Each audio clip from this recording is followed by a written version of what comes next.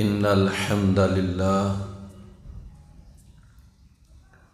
والصلاة والسلام علی رسول اللہ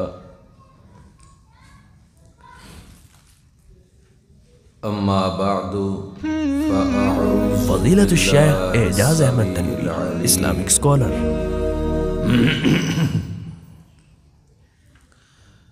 من الشیطان الرجیم من همزه ونفخه ونفثه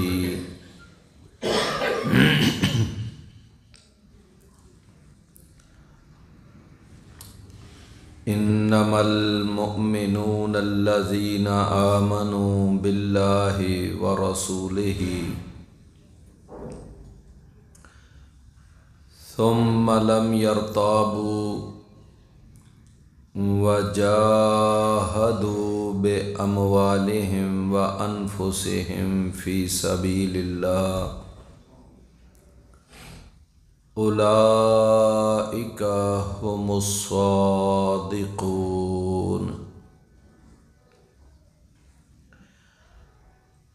مومن صرف وہ لوگ ہیں کہ جو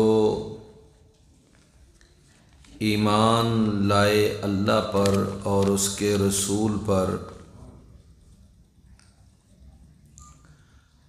پھر انہوں نے شک نہیں کیا اور انہوں نے جہاد کیا اپنے مالوں کے ساتھ اور اپنی جانوں کے ساتھ اللہ کی راہ میں۔ یہ ہی لوگ ہیں کہ جو اپنے دعوی ایمان میں سچے ہیں۔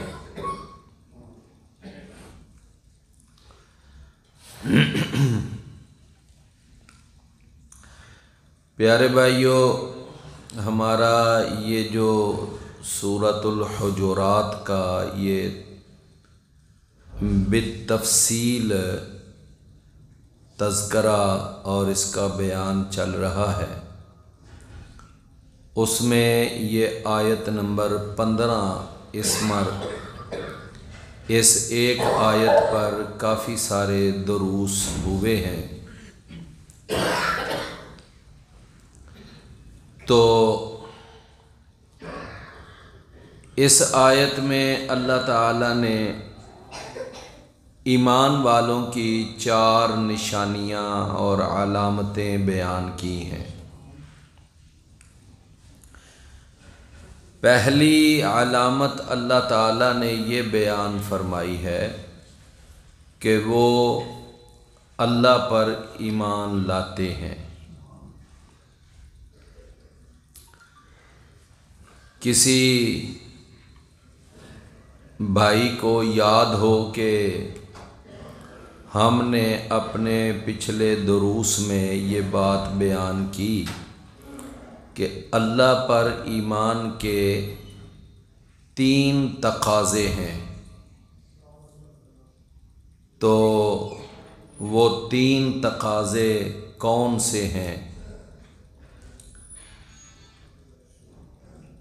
پہلا تقاضا یہ ہے کہ اللہ کو مانا جائے، اور دوسرا تقاضا کہ اللہ تعالیٰ کے اسماء اور اس کی صفات کو مانا جائے، اور تیسرا تقاضا کہ اللہ تعالیٰ کو ہی عبادت کے لائق سمجھا جائے۔ اس کے بعد ہم نے دوسرا جو وصف ہے اہل ایمان کا، وہ ہے کہ وہ اس کے رسول پر ایمان لاتے ہیں۔ تو رسول پر ایمان لانے کے بھی کچھ تقاضے ہیں کہ محمد کریم صلی اللہ علیہ وسلم کو اللہ کا آخری نبی، آخری رسول مانا جائے، اور ساری انسانیت کا رسول مانا جائے، اور ساری کائنات سے بڑھ کر ان سے محبت کی جائے اور ان کا احترام کیا جائے، اور غیر مشروط طور پر ان کی اطاعت اور اتباع کی جائے۔ یہ چند ایک تقاضے ہیں جو رسول پر ایمان لانے کے تقاضے ہیں۔ اس کے بعد آگے اہل ایمان کا اللہ نے تیسرا وصف بیان کیا کہ ان کے ایمان میں شک نہیں ہوتا، ڈگمگاہٹ نہیں ہوتی، پورے یقین کے ساتھ وہ اللہ پر ایمان لاتے ہیں، رسول پر ایمان لاتے ہیں۔ اور اس کے بعد آج جو ہم چوتھا وصف جو ہے وہ آج پڑھیں گے۔ چوتھا وصف اہل ایمان کا کیا ہے کہ وہ اللہ کی راہ میں اپنے مالوں کے ساتھ جہاد کرتے ہیں اور اپنی جانوں کے ساتھ جہاد کرتے ہیں۔ ذرا اس جملے کو ذرا دوبارہ سمجھیے گا اور اس پہ غور کیجیے گا کہ یہ جو اہل ایمان کا چوتھا وصف ہے نا، اس کے اندر اللہ نے دو باتیں بیان کی ہیں۔ نمبر ایک کہ وہ اللہ کی راہ میں اپنے مالوں کے ساتھ جہاد کرتے ہیں، اور دوسری بات کہ وہ اللہ کی راہ میں اپنی جانوں کے ساتھ جہاد کرتے ہیں۔ جو مالوں کے ساتھ جہاد ہوتا ہے اس کو جہاد بالمال کہا جاتا ہے، اور جو جانوں کے ساتھ جہاد کیا جائے اس کو جہاد بالنفس کہا جاتا ہے۔ تو میرے بھائیوں، آج کی ہم گفتگو میں، آج کی نشست میں، ان میں سے جو پہلی قسم ہے وہ ہے کہ جہاد بالمال، جہاد بالمال۔ تو آج ہم انشاءاللہ جہاد بالمال پر بات کریں گے اور اس کو سمجھیں گے۔ رسول اللہ صلی اللہ علیہ وسلم اور صحابہ اور دیگر اہل ایمان کے کچھ واقعات اور قرآن اور حدیث کے دلائل کی روشنی میں۔ پیارے بھائیوں، یہ جو اللہ کی راہ میں اپنا مال خرچ کرنا، اور خاص طور پر وہ مال کہ جو آپ خرچ کریں اور وہ مال وہ جہاد میں کام آ رہا ہے۔ بھئی ایک تو مال وہ ہے نا کہ جو آپ خرچ کرتے ہیں، کوئی مسجد بنا رہے ہیں، مدرسہ بنا رہے ہیں، آپ کوئی یتیم خانہ بنا رہے ہیں، آپ کوئی ہسپتال، کوئی ڈسپینسری چلا رہے ہیں، ایک یہ ہے۔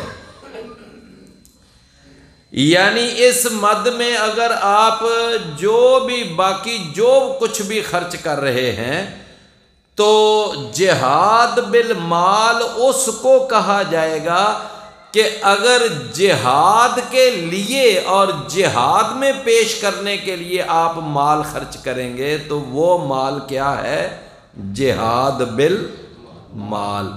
یعنی ہر خرچ کرنا جہاد بالمال نہیں ہے۔ یہ بات آپ سمجھ رہے ہیں نا کہ ہر خرچ کرنا جہاد بالمال نہیں ہے۔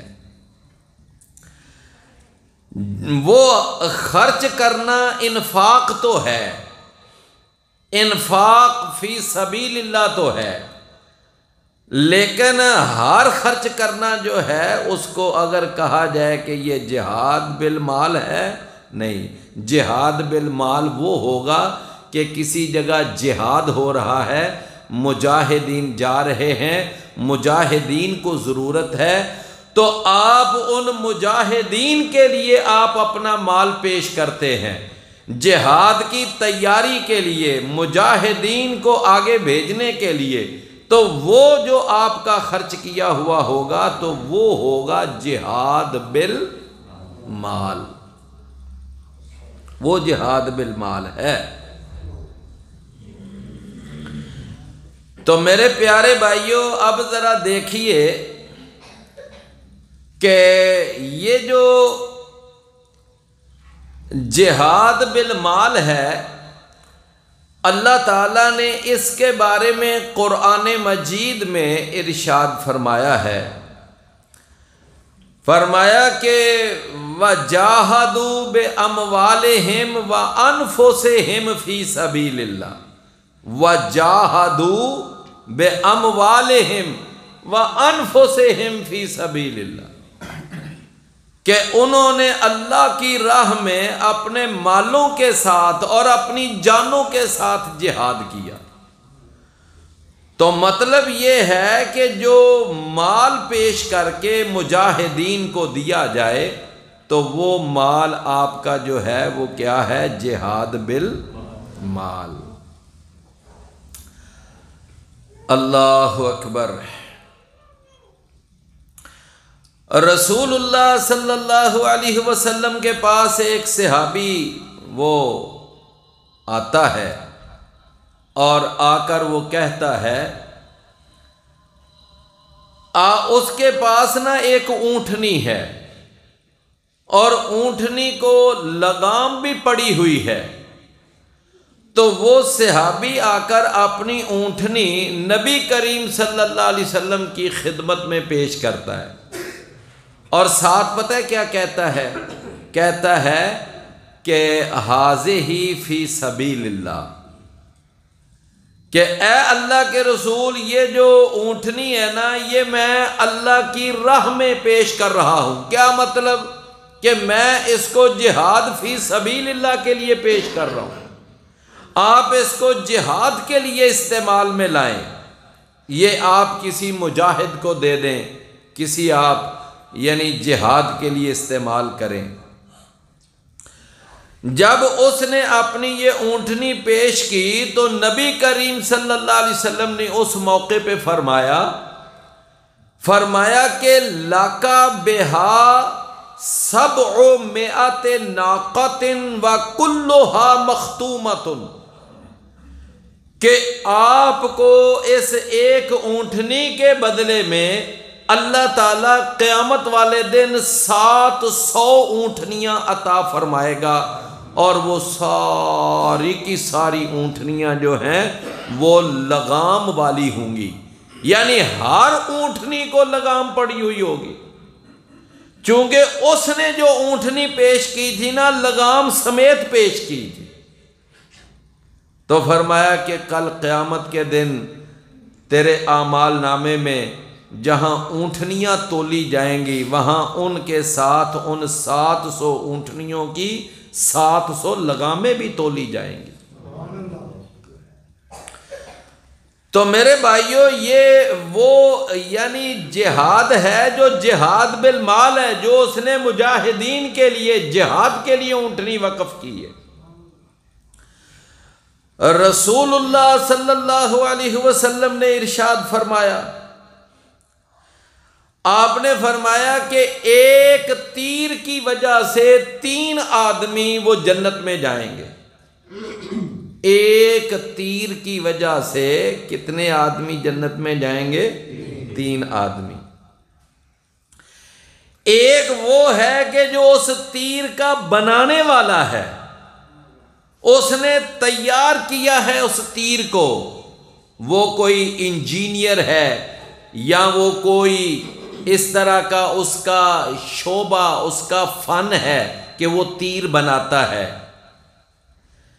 فرمایا ایک وہ جو تیر بنانے والا ہے، اور دوسرا آدمی وہ کہ جو اس بنانے والے سے تیر خرید کر آگے مجاہد کو پہنچانے والا ہے۔ اس نے وہ تیر جو ہے وہ خرید کر آگے مجاہد کو پہنچایا۔ اور آپ نے فرمایا تیسرے نمبر پر وہ مجاہد جو اس تیر کو اللہ کے دشمن پر پھینکنے والا ہے۔ اب ایک تیر کی وجہ سے کتنے آدمی جنت میں گئے؟ 3 آدمی، جس نے بنایا اور اس نے بناتے وقت نیت کی کہ یہ میں جہاد کے لیے بنا رہا ہوں، اور جس نے اس سے خرید کر آگے مجاہد کو پہنچایا اور اس نے بھی یہ نیت کی کہ یہ میں جہاد کے لیے اس تیر کو خرید رہا ہوں اور آگے مجاہد تک پہنچا رہا ہوں، اور تیسرے نمبر پر وہ مجاہد کہ جس نے اللہ کے دشمن پر تیر پھینکا، وہ آگے دشمن کو لگا یا نہیں لگا وہ ایک الگ بات ہے۔ رسول اللہ صلی اللہ علیہ وسلم نے فرمایا کہ ان تینوں آدمیوں کو ایک تیر کی وجہ سے جنت مل جائے گی۔ اللہ اکبر۔ آپ نے ابھی 2 حدیثیں سنی، ایک وہ اونٹنی والی حدیث سنی اور ایک یہ 3 یعنی آدمیوں کی کہ ایک تیر کی وجہ سے 3 جنتی۔ اب ایک تیسری حدیث بھی ذرا سماعت فرمائیں۔ رسول اللہ صلی اللہ علیہ وسلم نے ایک موقع پر ارشاد فرمایا، آپ نے فرمایا تمہیں پتہ ہے کہ انسان کے پاس جو دینار ہوتا ہے اس میں سے سب سے بہترین دینار کون سا ہے؟ سب سے بہترین دینار، آپ نے فرمایا کہ افضل دینار ينفقه الرجل على عیالہ، کہ سب سے بہترین دینار وہ ہے کہ جو دینار انسان اپنے بیوی بچوں پہ خرچ کرتا ہے، اپنے بیوی بچوں پہ خرچ کرتا ہے۔ اللہ اکبر۔ اسی لیے وہ ایک مثل مشہور ہے نا کہ اول خیش بعد درویش، اول خیش بعد، پہلے اپنے بیوی بچوں کی ضرورت پوری کرو اور اس کے بعد پھر آگے دوسروں کا خیال رکھو۔ تو فرمایا سب سے افضل دینار وہ ہے جو آدمی اپنے بیوی بچوں پہ خرچ کرتا ہے۔ نمبر 2 آپ نے فرمایا ثم، اس کے بعد پھر وہ افضل دینار ہے کہ ينفقہ علی دابتہ فی سبیل اللہ، کہ اس کو وہ اللہ کی راہ میں سواری پر خرچ کرتا ہے۔ کس پر خرچ کرتا ہے؟ سواری پر۔ یہ میں نے پہلے بھی ایک دفعہ آپ کو بات عرض کی تھی کہ حافظ ابن حجر رحمۃ اللہ علیہ نے بڑی اچھی بات سمجھائی ہے۔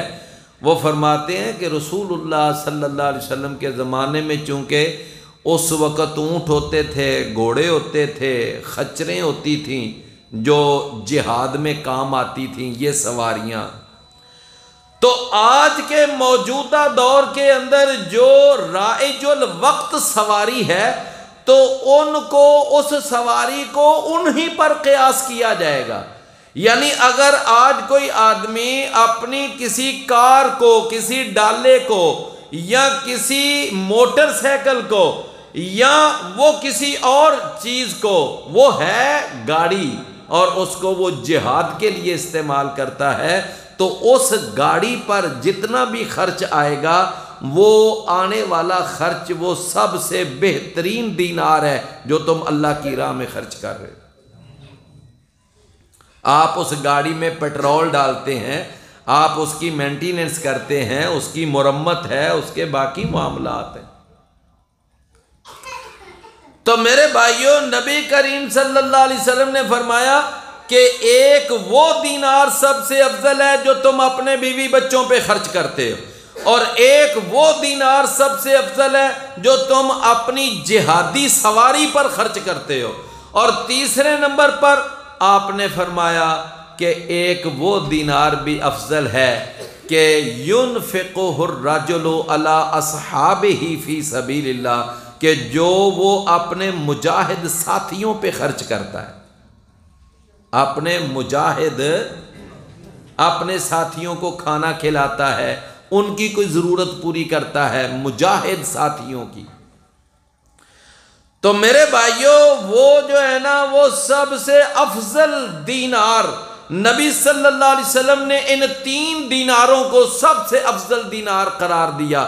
اپنے بیوی بچوں پہ خرچ کیا جانے والا دینار اور اللہ کی راہ میں جہادی سواری پر خرچ ہونے والا دینار، اور اسی طرح یعنی 1 دینار اپنے مجاہد بھائیوں پر خرچ کیا جانے والا دینار، نبی صلی اللہ علیہ وسلم نے ان کو افضل دینار قرار دی۔ میرے پیارے بھائیوں، مسلم میں حدیث آتی ہے، صحیح مسلم میں، یہ چوتھی حدیث ہے جو میں آپ کو سنانے لگا ہوں۔ صحیح مسلم میں حدیث آتی ہے کہ رسول اللہ صلی اللہ علیہ وسلم کے پاس ایک صحابی آتا ہے اور وہ آ کر کہتا ہے، اللہ کے نبی میں فلاں غزوے میں، جہاد میں، کاروائی میں جہادی کاروائی میں حصہ لینا چاہتا ہوں، میں شامل ہونا چاہتا ہوں، لیکن یہ ہے کہ میرے پاس نا وہاں جانے کے لیے سواری نہیں ہے، میں سواری کی وجہ سے مجبور ہوں۔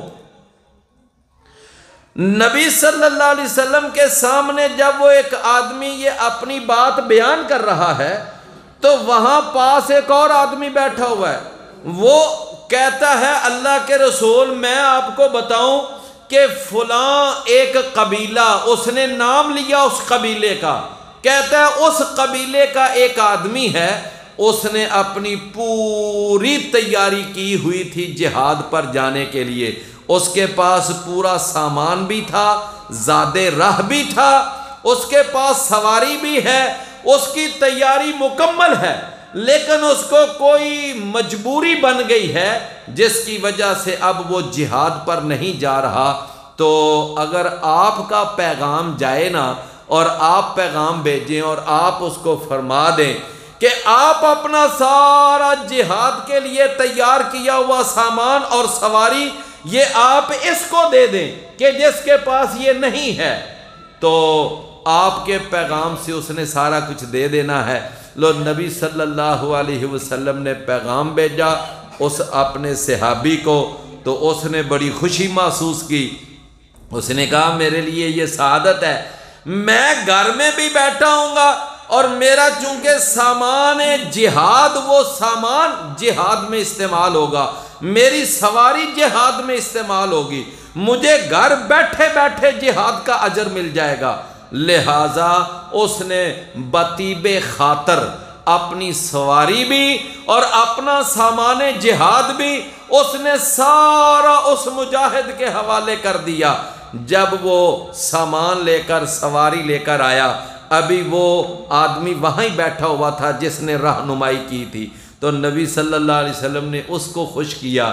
آپ نے فرمایا کہ الدال علی الخیر کفاعلہ، کہ کسی کی اچھی چیز کی طرف رہنمائی کرنے والا بھی اس کے کرنے والے کی طرح ہوتا ہے۔ آپ نے فرمایا کہ یہ جو مجاہد جا رہا ہے جہاد پہ، اس کو جہاد کا اجر تو ملے گا ہی ملے گا، اور جس نے سامان دیا، سواری دی، اس کو بھی جہاد کا اجر ملے گا۔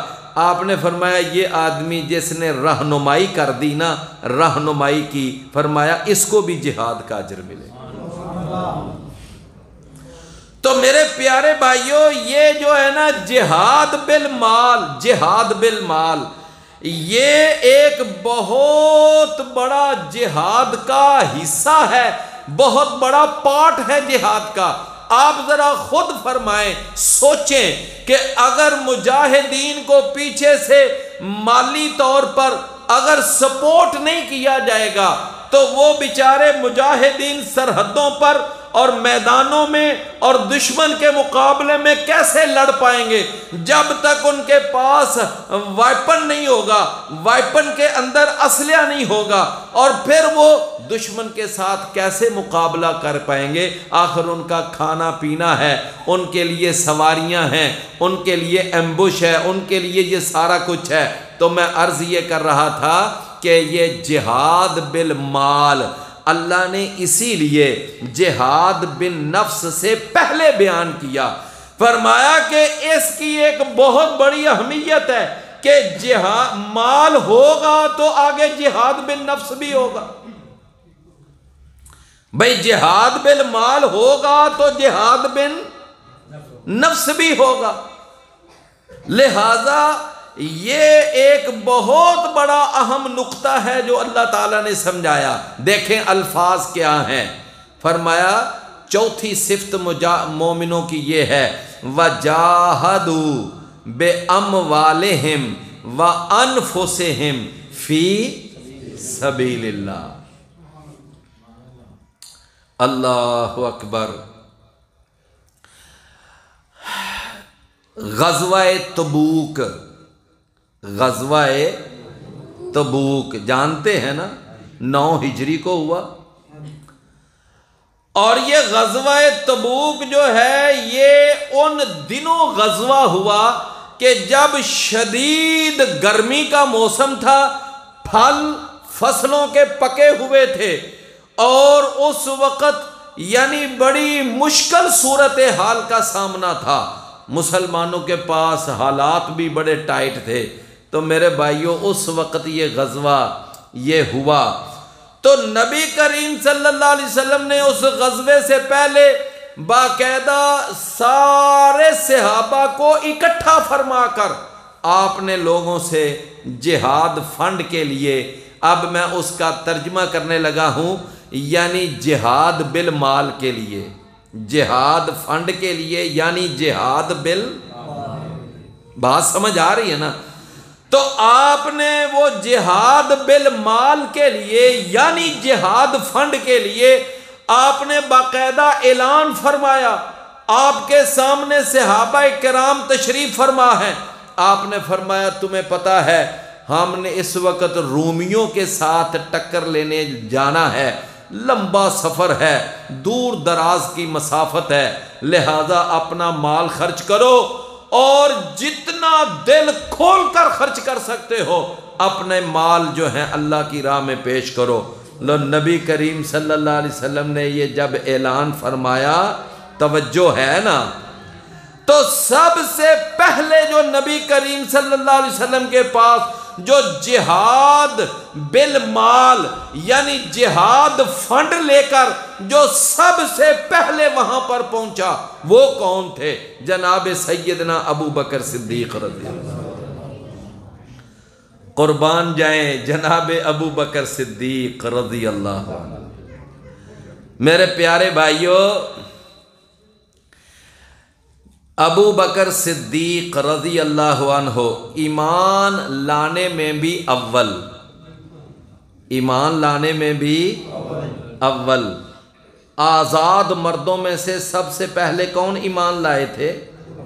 ابو بکر صدیق۔ آزاد مردوں میں سے، میں نے کیا لفظ بولا ہے؟ آزاد مردوں میں سے، اپنی آزادی کے ساتھ، اپنی مرضی کے ساتھ، کوئی پریشر نہیں، کوئی دباؤ نہیں، کسی قسم کا کوئی ایسا مسئلہ نہیں، اپنی آزاد مرضی کے ساتھ جو سب سے پہلے ایمان لائے وہ کون ہے؟ ابو بکر صدیق رضی اللہ عنہ۔ ہاں، بچوں میں سب سے پہلے جناب علی ایمان لائے تھے، غلاموں میں سب سے پہلے زید بن حارثہ ایمان لائے تھے، عورتوں میں سے سب سے پہلے خدیجہ الکبریٰ رضی اللہ عنہ ایمان لائی تھی۔ لیکن یہاں ایک نقطے کی بات ہے، اگر سمجھ آ جائے کہ بیوی اگر اپنے خامد پر ایمان لائی ہے تو اس میں وہ کمال نہیں ہے کہ بیوی اگر خامد کی بات نہیں مانے گی تو کس کی مانے گی، اور غلام اگر اپنے آقا کی بات نہیں مانے گا تو کس کی مانے گا، بچہ اگر اپنے بڑوں کی بات نہیں مانے گا تو کس کی مانے گا۔ لہذا سیدہ خدیجہ اور زید بن حارثہ اور جناب علی، ان تینوں کے ایمان لانے کے اندر وہ کمال نہیں ہے جو کمال جناب سیدنا ابو بکر کے ایمان لانے میں۔ کیوں؟ آزاد آدمی ہیں، اپنی مرضی کے مالک ہیں، قوم کے سردار ہیں، اور ان کا ایک پورا، لیکن اپنی آزاد مرضی کے ساتھ ایمان لائے۔ تو ایمان لانے میں بھی اول، یعنی ایمان میں اول، اور انفاق میں بھی اول، اور انفاق میں بھی اول۔ یہ دو باتیں یاد رہیں گی نا، ایمان میں بھی اول اور انفاق میں بھی اول۔ اور اب آ جائیے تیسری بات، نبی کریم صلی اللہ علیہ وسلم اب آخری ایام میں ہیں اور رسول اللہ صلی اللہ علیہ وسلم کی طبیعت ناساز ہے اور آپ سے اٹھا نہیں جاتا، مسجد میں جایا نہیں جاتا، تو نبی کریم صلی اللہ علیہ وسلم نے اپنی زندگی کے آخری ایام میں فرمایا کہ مرو ابا بکر فلیصلی بالناس، جاؤ جا کر ابو بکر سے کہو لوگوں کو نماز پڑھائے۔ تو جناب ابو بکر رضی اللہ عنہ مصلی امامت میں بھی اول، مصلی امامت میں بھی اول، ایمان میں بھی اول، انفاق میں بھی اول، مصلی امامت میں بھی اول۔ اللہ اکبر۔ اور میرے پیارے بھائیوں، اب ہمیں چوتھی بات بھی مان لینی چاہیے کہ خلافت میں بھی اول، یہ بھی مان لینی چاہیے کہ وہ خلافت میں بھی اول ہیں۔ جھوٹ بولتے ہیں، غلط بیانی کرتے ہیں جو لوگ جناب علی کا نام لے کر کہتے ہیں کہ علی کا پہلا نمبر نہیں۔ میرے بھائیوں، جناب علی رضی اللہ عنہ خلیفہ برحق ہیں، خلیفہ راشد ہیں، ان کے خلیفہ ہونے میں کوئی کلام نہیں ہے، لیکن وہ مسلمانوں کے پہلے خلیفہ نہیں، وہ مسلمانوں کے چوتھے خلیفہ ہیں۔ مسلمانوں کے پہلے خلیفہ کون ہے؟ ابو بکر صدیق رضی اللہ عنہ۔ تو بس یہ میں نے آپ کو 4 باتیں یاد کروانی تھیں کہ ابو بکر ایمان میں بھی اول، ابو بکر انفاق میں بھی اول، اور ابو بکر مصلی امامت میں بھی اول، اور ابو بکر رضی اللہ عنہ خلافت میں بھی اول۔ تو جناب ابو بکر رضی اللہ عنہ سب سے پہلے اپنا مال لے کر آئے، اور کتنا مال لائے ذرا یاد رکھنا، 4000 درہم۔ کتنا؟ 4000 درہم۔ اور یہ پتہ ہے کتنا بنتا ہے؟ یہ 15 کلو چاندی بنتی ہے۔ آج کل تو چاندی کا ریٹ گرا ہوا ہے نا، آج کل چاندی بہت سستی ہے۔ رسول اللہ صلی اللہ علیہ وسلم کے زمانے میں چاندی کی بڑی ویلیو تھی اور اس کا بھاؤ ہوتا تھا، یعنی یہ 15 کلو چاندی بنتی ہے، 200 درہم ہو تو زکوٰۃ لازم ہوتی ہے، 200 درہم ہو تو زکوٰۃ لازم ہوتی ہے۔ رسول اللہ صلی اللہ علیہ وسلم کے زمانے میں 200 درہم اور 7.5 تولے سونا، ان کی ویلیو بالکل برابر تھی۔ اگر کوئی آدمی کسی سے کہتا بھائی آپ مجھ سے 20 دینار لے لیں اور مجھے 200 درہم دے دے، وہ کہتا ٹھیک ہے لے لو، کیونکہ 200 دینار 200 درہم اور 20 دینار کی ویلیو جو تھی وہ کیا تھی؟ برابر تھی۔ سیدنا ابو بکر رضی اللہ عنہ وہ مال لائے، پیش کر دیا۔ مزے کی ذرا بات سنیں، تھوڑی دیر گزری نا تو جناب عمر رضی اللہ عنہ آج نا اپنے گھر میں ایک عجیب ہی پروگرام بنا رہے ہیں۔ کہہ رہے ہیں کہ ہر موقع پر نا ابو بکر رضی اللہ عنہ مجھ سے سبقت لے جاتے ہیں، ہر موقع پر آگے بڑھ جاتے ہیں، لیکن آج کل میرے حالات بہت اچھے ہیں، آج کل میں اچھی پوزیشن میں ہوں، مالی طور پر میرے اوپر فراوانی ہے، لیکن آج میں ابو بکر سے آگے بڑھ کر دکھاؤں گا۔ آج میں دیکھتا ہوں ابو بکر آگے میرے بھائیوں یہ ہے یعنی دین کے معاملے میں ایک دوسرے سے آگے بڑھنے کی کوشش کرنا۔ ہم تو دنیا کے معاملے میں ایک دوسرے سے آگے بڑھنے کی کوشش کرتے ہیں۔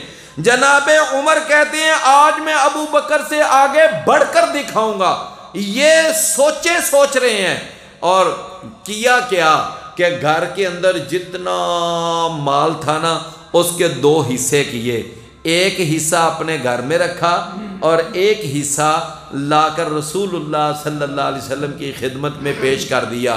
آپ یوں سمجھیں کہ اگر ان کے پاس گھر میں 600 درہم تھا نا تو انہوں نے 300 گھر میں رکھا، 300 نبی صلی اللہ علیہ وسلم کے پاس لے آئے۔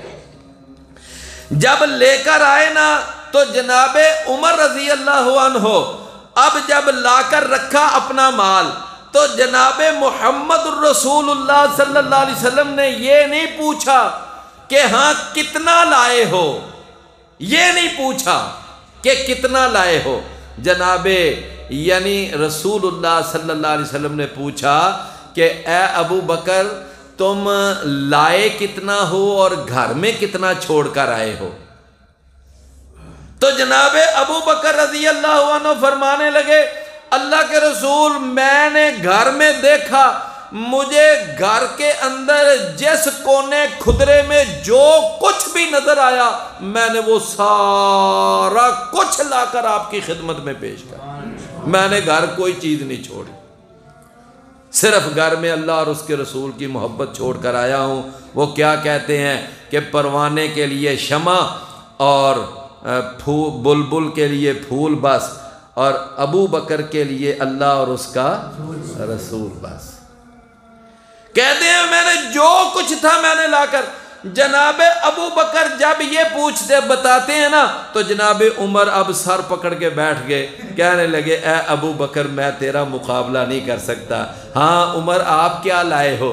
کہنے لگے اللہ کے رسول میں تو سچی بات ہے اپنے گھر کا جتنا سامان تھا 2 حصے کیے تھے، ایک حصہ یہاں لے آیا ہوں، ایک گھر چھوڑ آیا ہوں۔ تو میرے پیارے بھائیو ابو بکر رضی اللہ عنہ کا کوئی مائی کا لال مقابلہ کر ہی نہیں سکتا۔ بات سمجھ آئے نا؟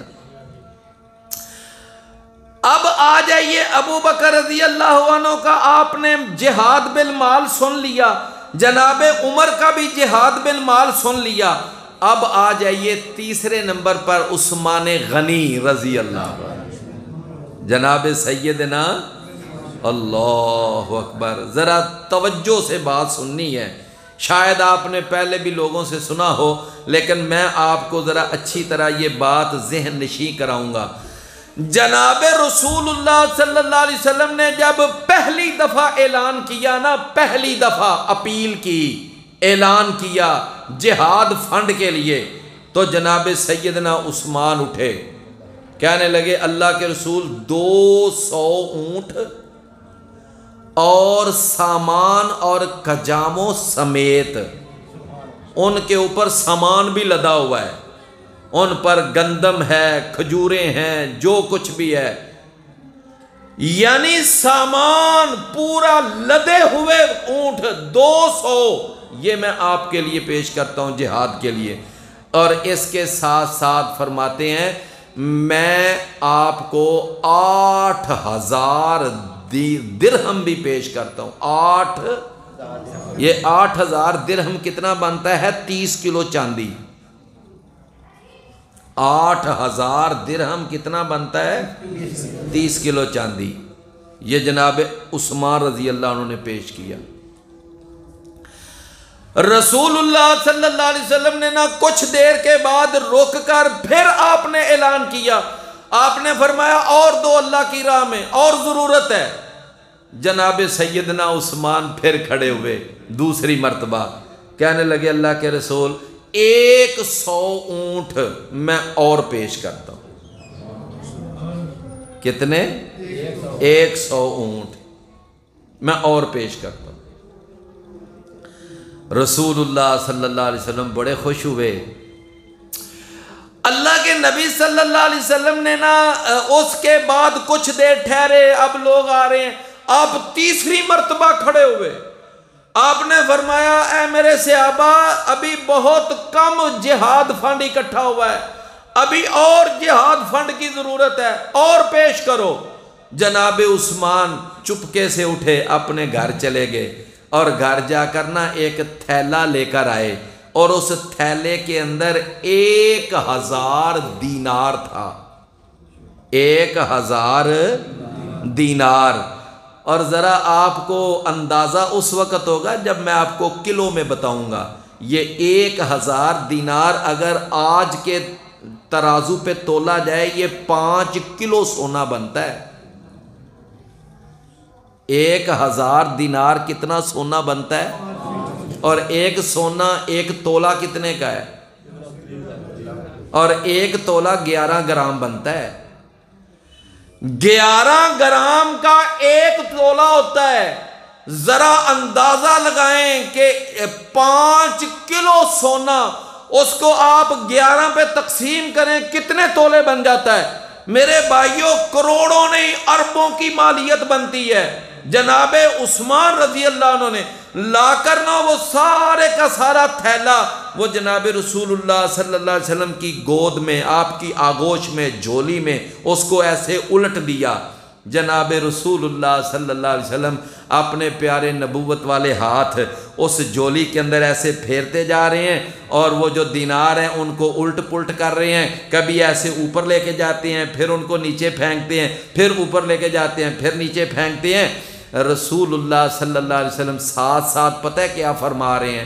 آپ فرما رہے ہیں ما ذر عثمان ما عمل بعد اليوم، میں محمد اللہ کا رسول، اللہ کا نبی، نبوت اور رسالت والی زبان سے گارنٹی دیتا ہوں کہ آج کے بعد عثمان کوئی بھی نیک عمل نہ کرے، عثمان کے لیے جنت پکی، عثمان کے لیے کوئی چیز تکلیف دہ نہیں ہے۔ اچھا، اتنی بڑی گارنٹی کے بعد کیا جناب عثمان نے بعد میں نمازیں پڑھنا چھوڑ دی تھی؟ روزے رکھنا چھوڑ دیے تھے؟ بھئی اب تو رسول اللہ صلی اللہ علیہ وسلم نے مجھے اتنی بڑی گارنٹی دے دی ہے، لہذا آپ مزے سے نیند پوری کرو، آرام سے اپنی زندگی گزارو، کیا ضرورت ہے نماز پڑھنے کی، کیا ضرورت ہے روزہ رکھنے کی، کیا ضرورت ہے باقی اب نیک اعمال کی؟ اتنی بڑی گارنٹی اللہ کے رسول نے دے دی ہے۔ اور میرے بھائیوں، جن کو زبان نبوت سے اتنی اعلیٰ گارنٹیاں ملی، انہوں نے نماز نہیں چھوڑی، اور ہم چھوڑ کے بیٹھے ہوئے، ہمیں پتہ ہی نہیں ہے نماز کا۔ میری بات آپ سمجھ رہے ہیں نا؟ خیر، جناب عثمان رضی اللہ عنہ نے یعنی جب اللہ کے رسول نے تیسری دفعہ اعلان کیا تو گھر گئے، جا کر پورا ایک تھیلا 1000 دینار کا لے کر آئے اللہ کے رسول اللہ صلی اللہ علیہ وسلم۔ پھر چوتھی دفعہ اٹھے، آپ نے فرمایا ابھی اور جہاد فنڈ دو، اور ضرورت ہے۔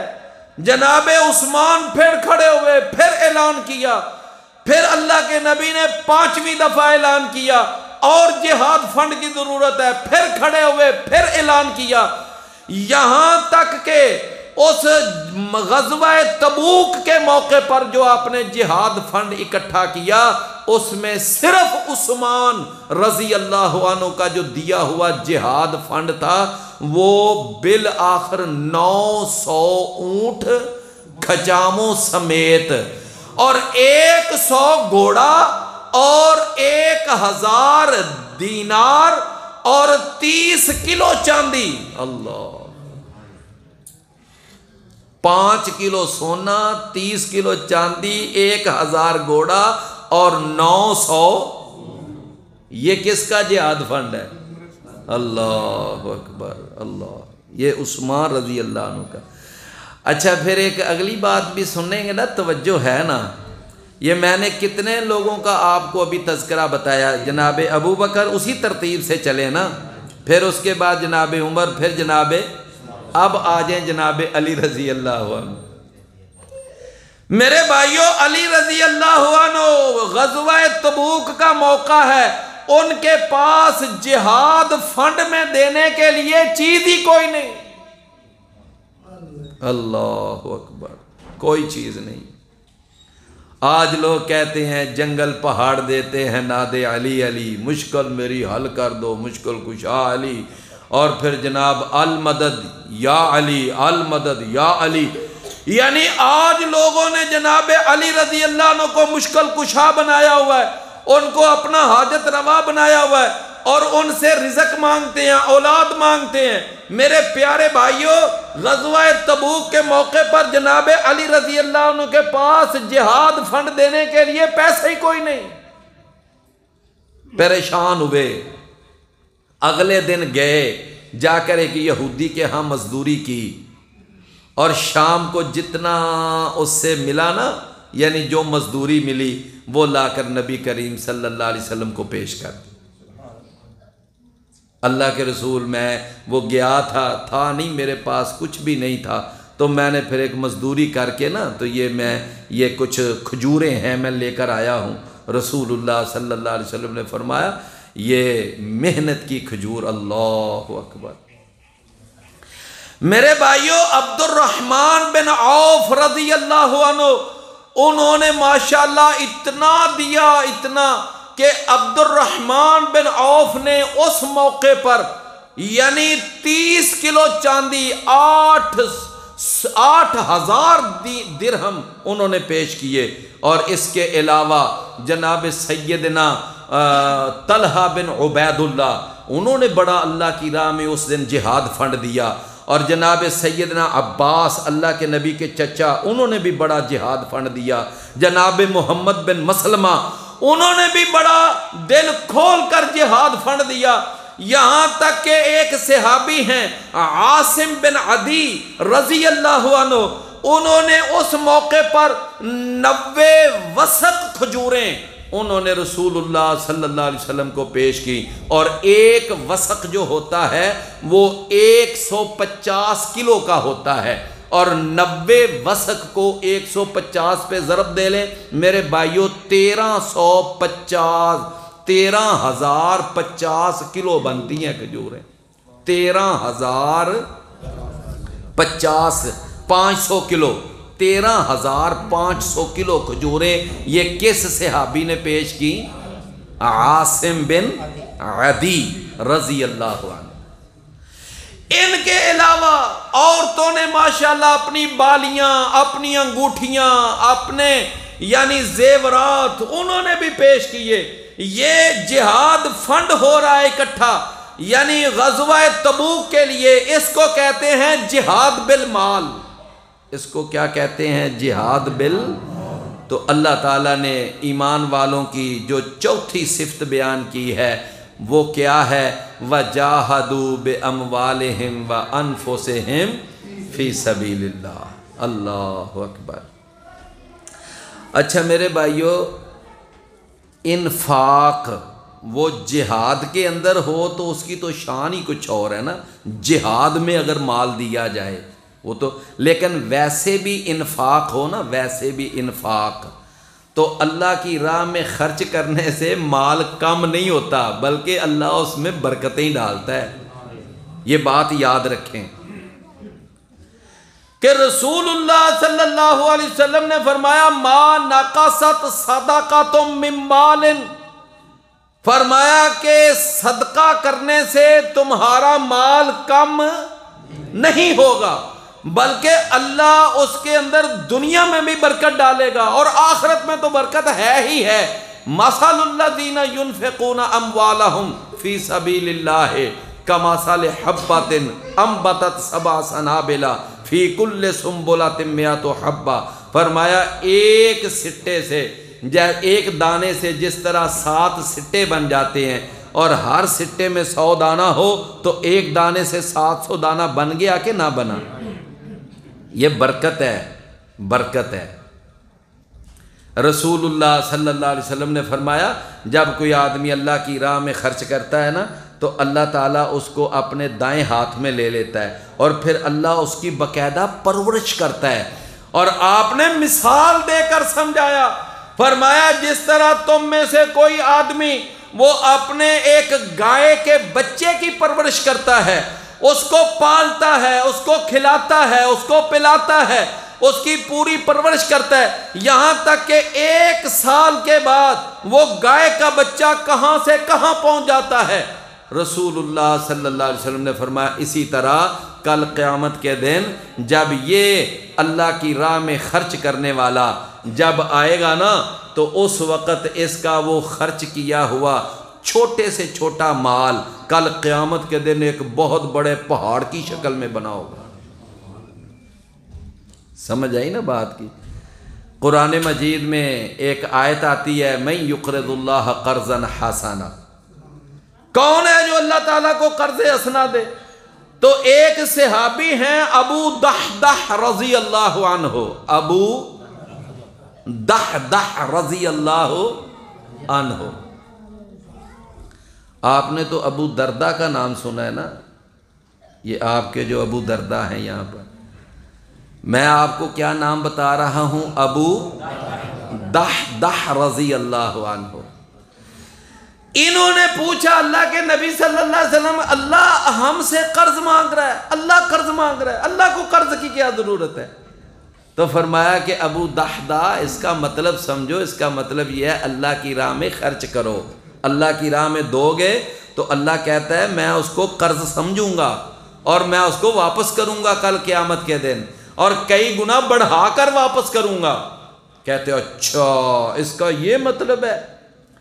فرمانے لگے اللہ کے رسول میرا وہ جو باغ ہے نا، وہ سارا باغ میں نے اللہ کی راہ میں دے دیا، سارا باغ۔ اللہ، اور میرے پیارے بھائیوں اس باغ کے اندر صرف کھجوروں کے 600 درخت تھے، صرف کھجوروں کے، ہاں انگور کی بیلیں الگ، باقی جو یعنی درخت تھے وہ، یعنی صرف کھجوروں کے اس کے اندر انہوں نے کھجوروں کے درختوں سمیت زمین سمیت سارا باغ ہی اللہ کی راہ میں بطور قرض حسنہ دے دیا۔ اچھا اب وہ اعلان کر کے تو باغ میں آئے، تو باغ میں ان کی بیوی اور ان کے بچے تھے، تو ان کو آ کر دور سے آواز دیتے ہیں، کہتے ہیں یا ام دحدہ، اے ام دحدہ اخرجی، تو اس باغ سے اب باہر آ جا، فَإِنِّي أَقْرَضْتُ اللَّهَ هَٰذِهِ الْجَنَّةَ، میں نے اپنا یہ سارا باغ جو ہے اللہ کو قرض حسنہ دے دیا ہے، لہٰذا اس باغ سے اب تو باہر آ جا، اب ہمارے اس کے اوپر مالکانہ حقوق ختم ہو چکے ہیں۔ اچھا اب ذرا اس بیوی کا بھی ذرا جذبہ دیکھیں، کیا جذبہ، کیا اللہ والی۔ اس نے نا اپنے ایک بچے کے گود میں دیکھا، اس کی جھولی میں کچھ کھجوریں تھیں، تو اس نے اپنے بیٹے سے کہا بیٹا یہ کھجوریں بھی یہاں رکھ دو، اس لیے کہ جب تمہارے باپ نے اس باغ کو اللہ کے لیے قرض دیا تھا تو ہو سکتا ہے کہ اس کے بعد ہم نے یہ کھجوریں اتاری ہوں، لہٰذا اب یہ کھجوریں بھی اس باغ میں رکھ کر باہر چلو۔ وہ اتنی کھجوریں بھی نہیں لے کر باہر آئے۔ میرے عزیز بھائیوں، تو اللہ تعالیٰ نے ایمان والوں کی کتنی نشانیاں بیان کی ہیں؟ ہیں جی 4 نشانیاں۔ پہلی نشانی کیا ہے؟ ہیں جی اللہ پر ایمان۔ دوسری نشانی کیا ہے؟ ہیں جی اس کے رسول پر ایمان۔ تیسری نشانی کیا ہے ایمان والوں کی؟ ہاں شک نہیں کرتے۔ اور چوتھی نشانی اللہ کی راہ میں اپنے مالوں اور اپنی تو جانوں کے ساتھ جہاد، یہ ہم انشاءاللہ اگلے سبق میں بیان کریں گے۔ آج کا جو ہمارا موضوع بیان ہوا ہے وہ کیا تھا؟ جہاد بالمال۔ تو جہاد بالنفس جو ہے وہ اگلے سبق میں بیان ہوگا۔